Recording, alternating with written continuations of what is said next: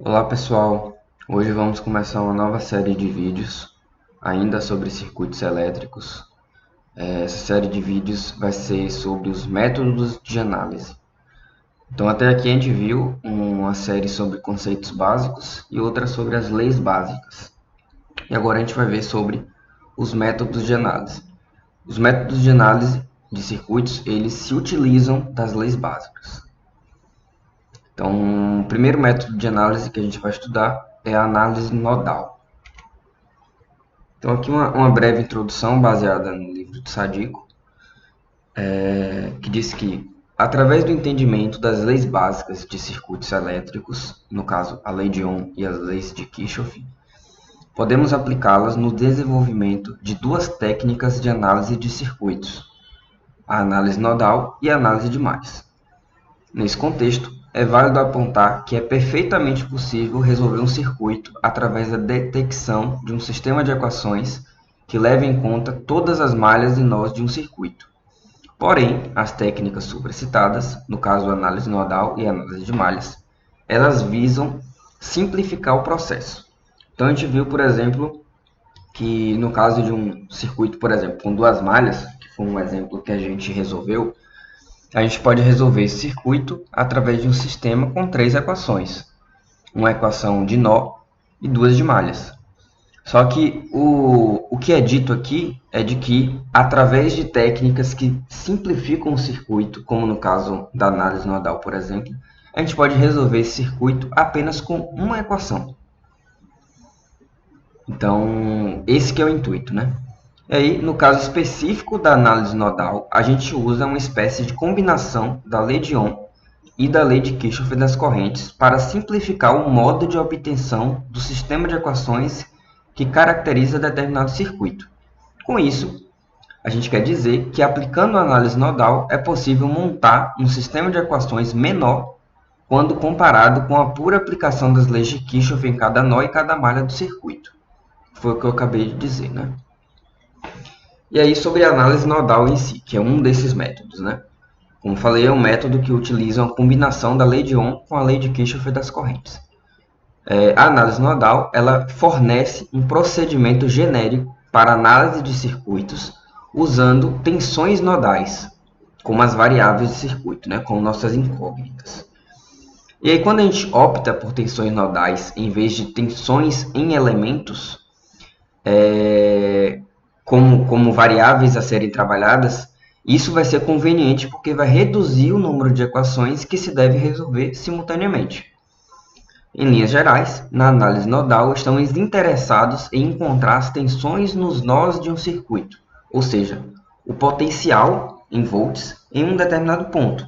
No caso, esses pontos são os nós do circuito. Então, o objetivo da análise nodal é identificar o potencial, ou seja, a tensão em volts em cada um dos nós do circuito. E com isso, a gente resolve através da chamada análise nodal. E aí, para concluir, né?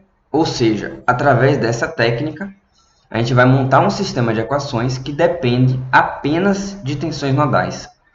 E a partir da solução desse sistema de equações, a gente pode conhecer as tensões em cada nó do circuito e daí a gente deriva as outras grandezas, como por exemplo as correntes, né? Então o objetivo é identificar o potencial em cada nó do circuito através de um esquema que simplifica aquele circuito e através desses potenciais que a gente acha em cada nó, a gente pode encontrar as outras grandezas. Porque se a gente sabe, por exemplo, o potencial de cada nó do circuito, a gente consegue, através da própria lei de Ohm, descobrir as correntes, por exemplo, né? Então, vamos aqui para qual é o procedimento de aplicação da análise nodal, né? A gente entendeu para que ela serve, mas como é que a gente procede para aplicar essa técnica? São três passos fundamentais. O primeiro é selecionar um nó como referência, nosso terra, e depois disso atribuir as tensões V1, V2 até Vn-1, sendo n-1 os nós restantes, excluindo o nó de referência. E essas tensões, esses potenciais, eles vão ser medidos, obviamente, em relação ao nó de referência. O segundo passo é aplicar a lei de Kirchhoff das correntes a cada um dos nós restantes do circuito, ou seja, aqueles que não são os de referência, o de referência.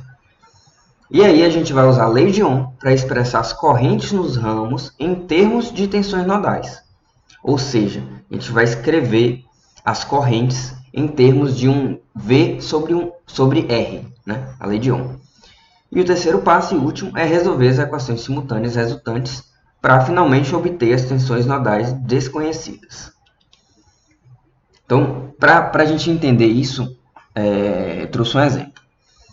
A gente tem esse circuito aqui, né? Um circuito com 3 malhas, com fontes de corrente e resistências.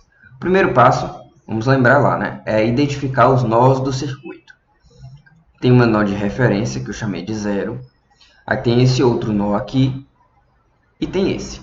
Ou seja, eu tenho 3 pontos do circuito com potenciais diferentes. A partir disso, eu vou estabelecer quais são as correntes que fluem por esse circuito, né? Nesse trecho, eu já tenho a corrente imposta pela própria fonte de corrente, assim como nesse. E nos outros, a gente vai ter 3 correntes diferentes. Uma que passa por esse ramo, outro por esse e outro por esse. Vamos lembrar lá das etapas, né? Primeiro, a gente atribui as tensões em cada nó. E depois a gente aplica a lei de Kirchhoff das correntes em cada um desses nós. Então, se a gente for olhar esse circuito aqui, ele tem 3 nós, né?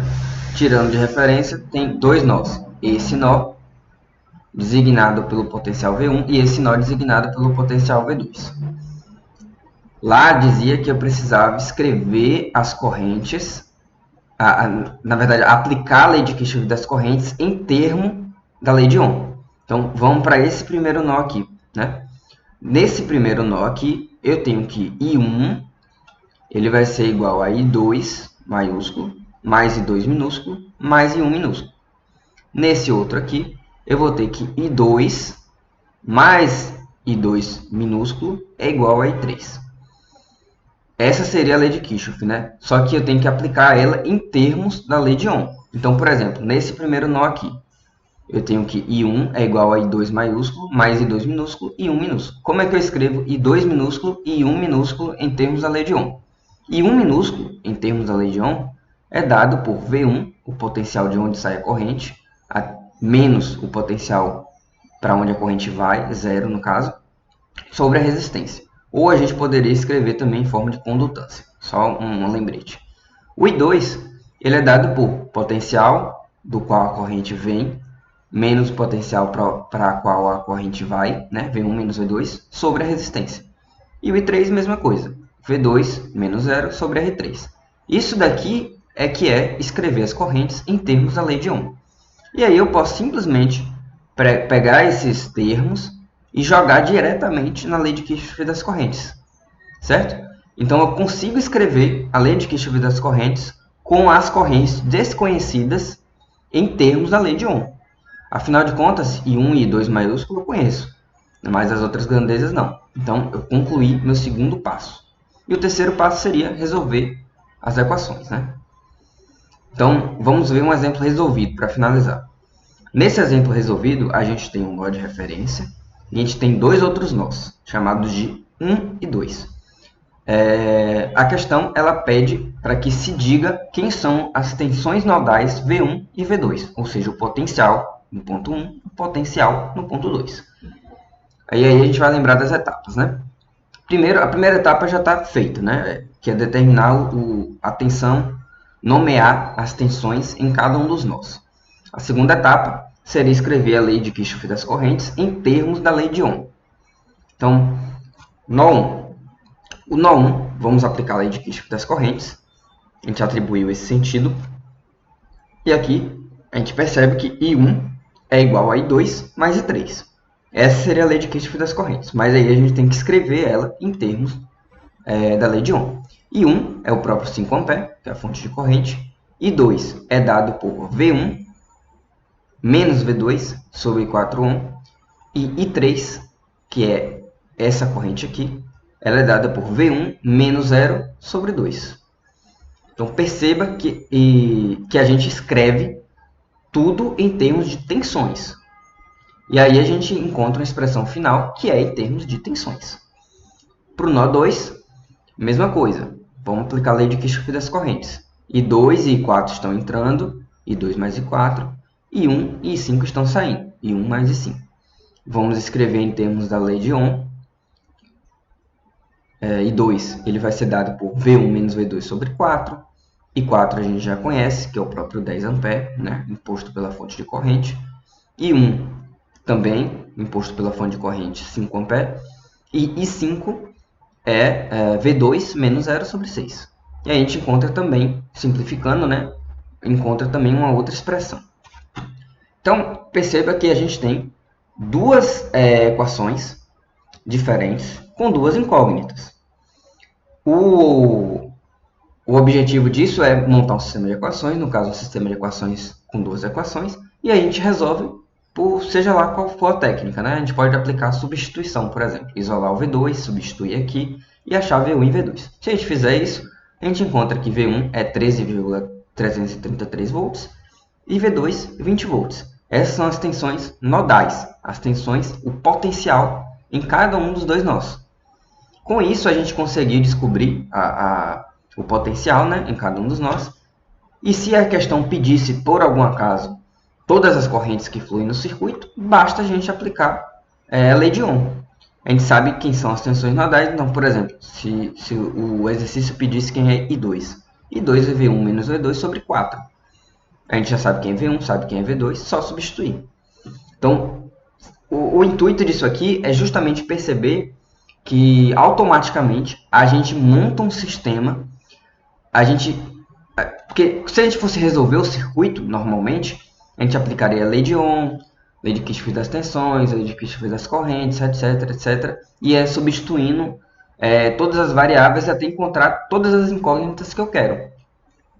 Escrevendo dessa forma aqui, em termos da análise nodal, a gente já diminui as equações baseadas na lei de Ohm. A gente já substitui automaticamente na equação. Então, esse que é o intuito. E com isso, a gente consegue resolver o circuito muito facilmente.